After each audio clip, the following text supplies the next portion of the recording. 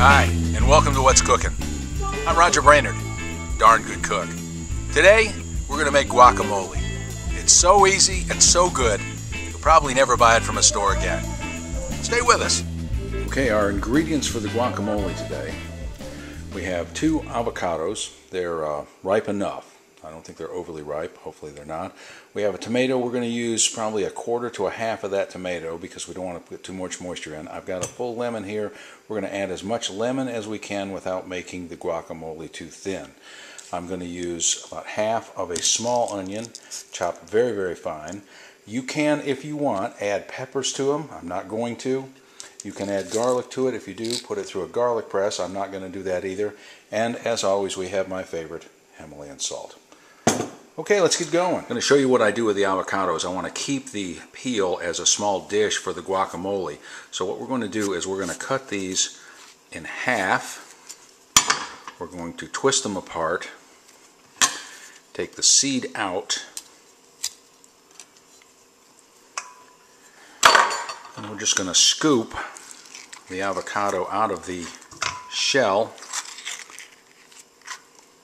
and put those shells aside. Okay, we've got our avocados, the onions, and the tomato, and we're going to crunch that up so we see how liquidy it is right now. I use a spoon, you can use a fork. I could not find my potato masher. I don't want to do this in a blender because it gives, I think, too uniform a feel, makes it too much of a goo. I kind of like the diverse texture. So we're going to mix this by hand. Now this is turning out right now to be very thick, which is a good thing. If the avocados are too ripe, it doesn't have a good texture. So I use them when they are just ripe enough to eat.